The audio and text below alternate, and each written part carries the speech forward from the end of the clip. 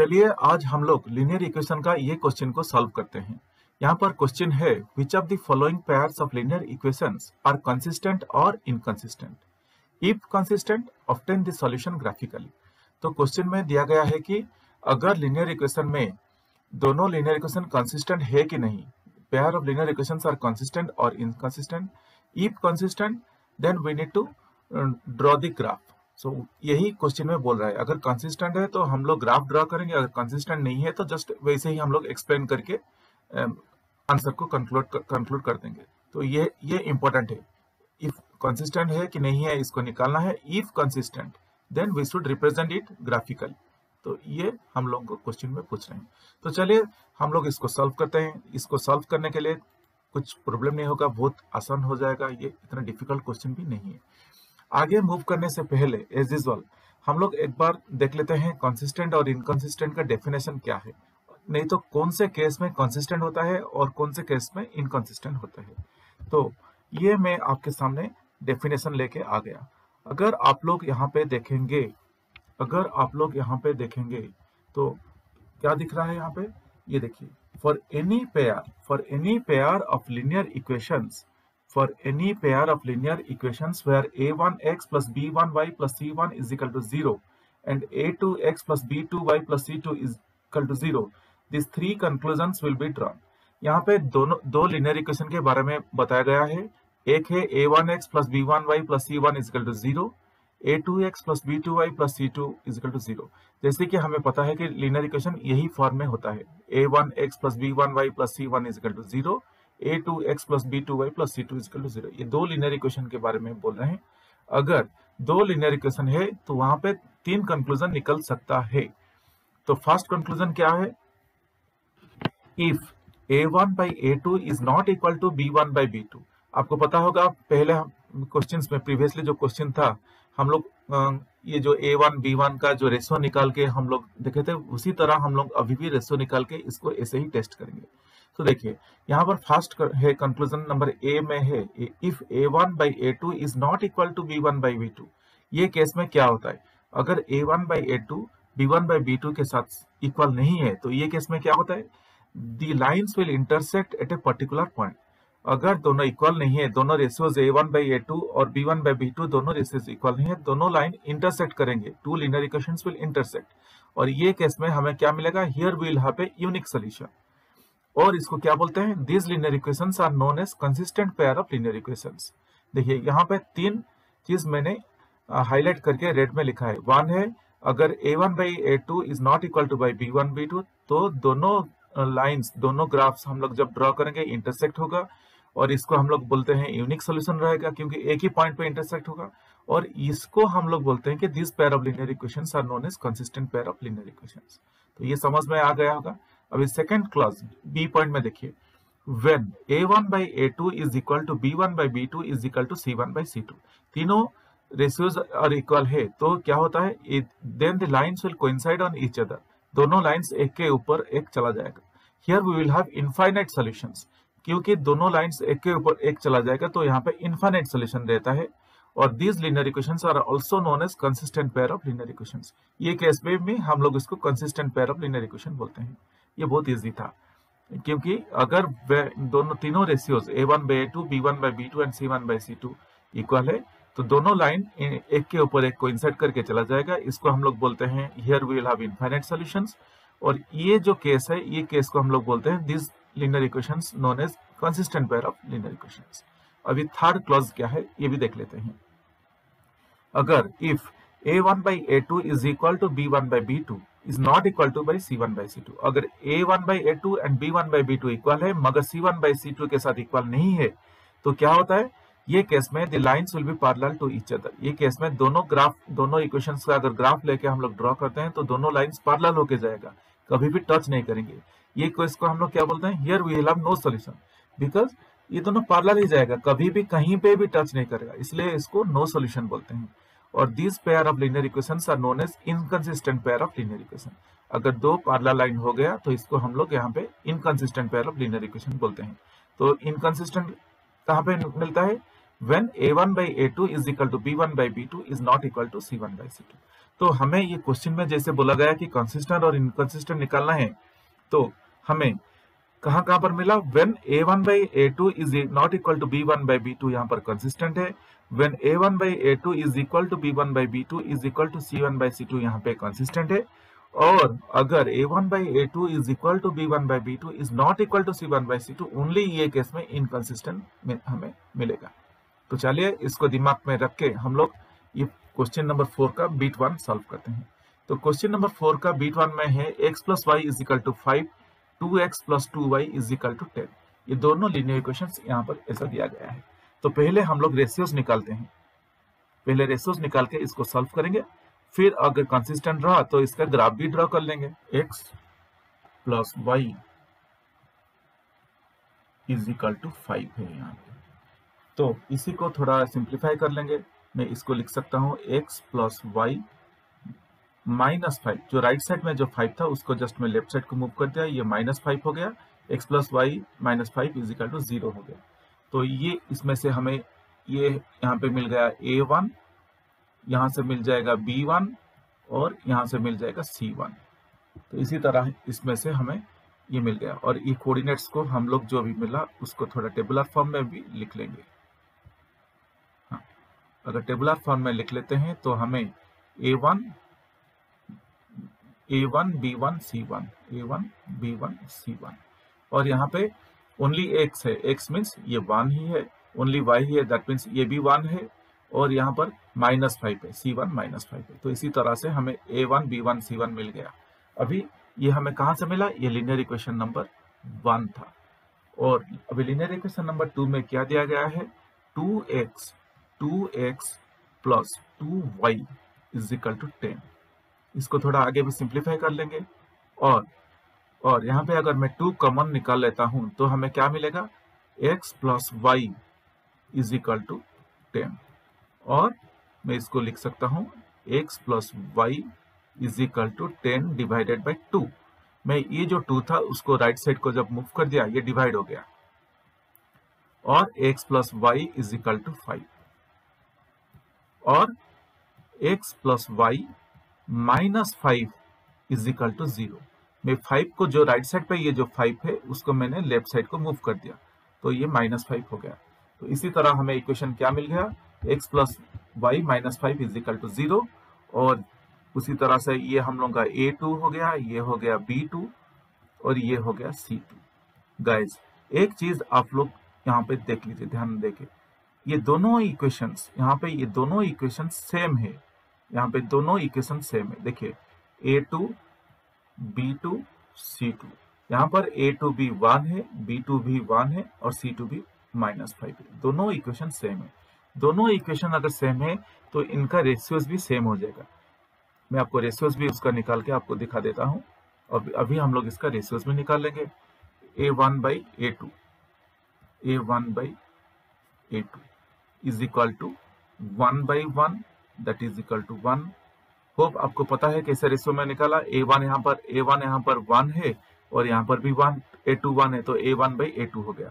तो अभी b1 by b2 ठीक उसी तरह भी हो जाएगा, 1 by 1 that is equal to 1, और c1 एंड c2 ये दोनों भी माइनस 5 है, तो यहाँ पर मैं c1 by c2 is equal to minus 5 by minus 5 है, तो ये दोनों कैंसिल होके 1 हो जाएगा। तो इसी तरह से हमें क्या मिला, a1 by a2 is equal to b1 by b2 is equal to c1 by c2। तो ये केस में हम लोगों को क्या होगा, अगर आप लोग डेफिनेशन को ठीक से याद रखे होंगे तो ये केस में हमें क्या होता है, जब तीनों इक्वल हो जाता है, a1 by a2 is equal to b1 by b2 is equal to c1 by c2, ये केस में हमें क्या मिलता है। अगर आप लोग पहले एक बार डेफिनेशन भी मैं आपको दिखा देता हूँ। देखिए ये डेफिनेशन में क्या दिया गया है, अगर तीनों सेम है, क्लॉज बी देखिए यहाँ पर, अगर तीनों सेम है then the lines will coincide on each other. Here we will have infinite solutions. These linear equations are also known as consistent pair of linear equations. ये केस में consistent pair of linear equation हो गया, तो इसीलिए हम लोग यहाँ पे लिख सकते हैं कि ये consistent pair of linear equations है। तो गाइज ये बहुत इजी है, ये बिल्कुल डिफिकल्ट नहीं है। तो क्या कंक्लूजन क्या निकाल के लिख सकते हैं? As A1 by A2 is equal to B1 by B2. B1 by B2 is equal to C1 by C2. Hence, the given pair of linear equations. Hence, the given pair of linear equations. Pair of linear equations are consistent.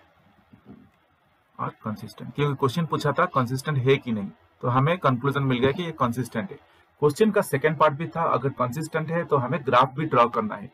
तो guys आपको याद रहेगा, हम लोग को graph draw करना है तो हम लोग जनरली क्या करते हैं, एक्स एंड वाई कोऑर्डिनेट्स निकालते हैं। तो चलिए पहले इसका एक्स एंड वाई कोऑर्डिनेट्स भी निकाल लेते हैं, ये भी बहुत ईजी रहेगा एक्स एंड वाई कोऑर्डिनेट्स निकालना। तो देखिए मैं एक्स एंड वाई कोऑर्डिनेट्स कैसे निकालता हूँ। तो हम लोग का यहाँ पर इक्वेशन था, क्वेश्चन यहाँ पे हमें ऐसा दिया था x plus y is equal to 5। और जैसे कि आपको याद रहेगा, मैं जनरली 3 कोऑर्डिनेट्स निकालता हूं। तो when x and y is equal to x and y is equal to x and y is equal to, मैं 3 कोऑर्डिनेट्स निकालूंगा। बुक्स में 2 कोऑर्डिनेट्स निकालता है जनरली, बट मैं 3 कोऑर्डिनेट्स निकाल के इसको सॉल्व करेंगे। हम लोग अभी क्या करेंगे, when x is equal to 0, y क्या है हम लोग ऐसे करके निकालेंगे। तो x plus y is equal to 5 में x इज इक्वल टू 0, तो 0 प्लस वाई में x के जगह पे 0 डाल दिया, 0 plus y is equal to 5। और मैं इसको लिख सकता हूँ y is equal to 5 minus 0 और y इज इक्वल टू 5। तो हमें क्या मिला, when x is equal to 0, y is equal to 5 मिल गया। तो अभी ये हो गया। अभी सेकेंड हम लोग क्या करेंगे, हम लोग यहाँ पे when x is equal to 1 ले लेते हैं। When x is equal to 1, तो यहाँ पर मैं लिख सकता हूँ x plus y is equal to 5 है, तो 1 plus y is equal to 5 और y is equal to 5 minus 1। Left side में जो 1 था प्लस 1, मैं उसको राइट साइड मूव कर दिया, तो ये नेगेटिव हो गया। और y इज इक्वल टू 4, तो हमें क्या मिला, when x is equal to 1, y is equal to 4 मिल गया। सिमिलरली ठीक उसी तरह से हम लोग अभी इसको भी निकाल लेंगे। अभी इस बार में when x is equal to 2, x is equal to 2 है, तब क्या मिलता है, x plus y is equal to 5, 2 plus y is equal to 5 और y is equal to 5 minus 2 और y is equal to 3, y is equal to 3। तो इसी तरह से हमें क्या क्या मिला, when x is equal to 0, y is equal to 5, when x is equal to 1, y is equal to 4, when x is equal to 2, y is equal to 3। ये हमें कहां से मिला, ये है लीनियर इक्वेशन नंबर 1। ये लीनियर इक्वेशन नंबर 1 से हमें ये सब कुछ मिला था। तो इसको थोड़ा मैं एक टेबुलर फॉर्म में रिप्रेजेंट कर लेता हूं। अगर आप मेरा वीडियोस देखे होंगे तो इसमें मैं जनरली इसी तरह से रिप्रेजेंट करता हूं एक टेबुलर फॉर्म में, ताकि हम लोग खुद कंफ्यूज ना होंगे और दिखने के लिए भी बढ़िया दिखे। तो इसको ठीक उसी तरह मैं टेबुलर फॉर्म में डाल दूंगा। यहाँ पर हम लोग ले लेंगे x और y और यहाँ पर हम लोग 3 कोऑर्डिनेट्स डाल देंगे। When x is equal to 0, y is equal to 5, when x is equal to 1, y is equal to 4, when x is equal to 2, y is equal to 3। ये हमें कहाँ से मिला था, ये linear equation x plus y is equal to 5 और ये हम लोगों का लीनियर इक्वेशन नंबर 1 था। अभी गाइज एक बात देखिए, यहाँ पर लीनियर इक्वेशन नंबर 1 जो है, लीनियर इक्वेशन नंबर 2 भी एग्जैक्टली वही था, क्योंकि अगर आप ऊपर देखेंगे तो हमें दोनों लीनियर इक्वेशन सेम ही मिला था, दोनों लीनियर इक्वेशन सेम ही मिला था। यहाँ पर देखिए सेकेंड लीनियर इक्वेशन भी हमें वही मिला, सेकेंड लीनियर इक्वेशन। तो इसीलिए मैं अभी और सेकेंड ग्राफ का एक्स एंड वाई कोऑर्डिनेट्स भी सेम रहेगा, क्योंकि दोनों लीनियर इक्वेशन सेम था, x plus y is equal to 5, x plus y is equal to 5। तो अगर आप ध्यान देंगे, मैं थोड़ा इसमें भी लिख देता हूं कि ताकि कि आप लोग भी कंफ्यूजन ना हो। ये देखिए अभी सेकंड लीनियर इक्वेशन क्या है, एग्जैक्टली क्या था, अगर आप याद रखेंगे तो सेकंड लीनियर इक्वेशन ऐसा था, 2x plus 2y is equal to 10 था। अगर हम लोग यहाँ पे 2 कॉमन निकाल लेते हैं तो हम लोग को यहाँ पे मिला था x plus y is equal to 10 मिला था, और यहाँ पर 2 है, यहाँ पर 10 है, तो कैंसिल होके 5 हो जाएगा। तो हमें मिला था x plus y is equal to 5 और अगर इसको आगे सॉल्व करेंगे तो x plus y minus 5 is equal to 0 मिला था। ठीक, इसी तरह से हमें मिला था इक्वेशन नंबर 2। और ये अगर देखेंगे, आप कंपेयर करेंगे equation number 1 and equation number 2, दोनों सेम है। तो दोनों सेम है तो दोनों का एक्स एंड वाई कोऑर्डिनेट्स भी सेम रहेगा। इसको मैं ये स्टेप नहीं कर रहा हूँ, तो आप लोग चाहिए तो करके बुक्स में दिखा सकते हैं कि एक्स एंड वाई कोऑर्डिनेट्स कैसे निकालना है। मैं ऊपर एक एक्स एंड वाई कोऑर्डिनेट्स निकाल चुका हूँ। जैसे कि दोनों लीनियर इक्वेशन सेम है, इसका भी मैं एक्स एंड वाई कोऑर्डिनेट्स नहीं निकाल रहा हूँ, जस्ट इसको लिख देता हूँ। When x is equal to 0 y is equal to 5, when x is equal to 1 y is equal to 4, when x is equal to 2 y is equal to 3। और ये हमें मिला था लीनियर इक्वेशन नंबर 2 का जो लीनियर इक्वेशन नंबर 2 था, क्या था, 2x plus 2y is equal to 10 था। और ये हम लोगों का है linear equation number 2। Hope guys यहाँ तक आप लोगों को समझ में आ गया होगा। अभी ये दोनों कोऑर्डिनेट्स लीनियर इक्वेशन नंबर 1 और 2 को, जो कि सेम है, इसको लेके अभी हम लोग एक ग्राफ ड्रॉ करेंगे। तो चलिए एक ग्राफ हम लोग यहाँ पे ड्रॉ कर लेते हैं। यहाँ पर अगर आप लोग देखेंगे तो मैं आपके सामने एक ग्राफ ड्रॉ करके ले आया। ये ग्राफ को मैं आपके सामने क्यों ड्रॉ करके ले आया, ताकि थोड़ा जल्दी हो जाए। तो यहाँ पे हम लोग फर्स्ट लीनियर इक्वेशन ये था x plus y is equal to 5, ये लीनियर इक्वेशन नंबर 1 था। और दूसरा लीनियर इक्वेशन था 2x plus 2y is equal to 10, जो हम लोग आगे सॉल्व करके हमको भी मिला था x plus y is equal to 5। ये दोनों लीनियर इक्वेशन को देख के हम लोग जब ग्राफ ड्रॉ करेंगे, यहाँ पे x and y coordinate same है, तो जो ग्राफ ड्रॉ करेंगे ये दोनों कोइंसाइड हो जाएगा, क्योंकि दोनों का x and y coordinate same है। तो यहाँ पर देखिए, यहाँ पर जो बीच का जो पॉइंट है ये है 0 है, ये पॉइंट 0 है। तो फर्स्ट है 0,5, तो ये पॉइंट हम लोग का हो गया 0,5 में लिख लूंगा ऐसा। देन हमें मिला 1,4, ये जो पॉइंट है यहाँ पर है 1,4। हम लोग को x एंड y कोऑर्डिनेट्स ठीक इसी तरह लिख देना है। और यहाँ पर जो पॉइंट है ये हमें मिल रहा है 2 एंड 4, क्योंकि 2 x एक्सिस में 2 है, y एक्सिस में 4 है, तो इसी तरह मिला। तो ये जो ग्राफ है हम लोगों को इस तरह से ड्रॉ करना है, और दोनों ग्राफ से एक के ऊपर एक जाएगा, क्योंकि दोनों का सेम कोऑर्डिनेट्स है। और इसको थोड़ा हम लोग ऐसा आरोज करके इसको x एक्सिस है बोल के इसको दिखा देना है, और ये y एक्सिस है ऊपर का, तो इसको हम लोग y एक्सिस लिख लेंगे। तो इसी तरह हम लोग को नीट एंड क्लीन करके ग्राफ को ड्रॉ कर देना है। और यहाँ पर भी हमें शो करना है कि x plus y is equal to 5, इसी तरह भी लिखना है, ताकि एग्जामिनर को पता चले कि कौन सा ग्राफ क्या है। होप गाइज ये आपको समझ में आ गया होगा। ये बहुत इजी है, ग्राफ ड्रॉ करना भी बहुत इजी है। आप आसानी से ग्राफ पेपर लेके एग्जामिनेशन में ड्रॉ करके ऐसे दिखा सकते हैं। होप गाइज आप लोगों को समझ में आ गया होगा। अगर फिर भी कुछ डाउट है तो आप मुझे कमेंट सेक्शन में पूछ सकते हैं।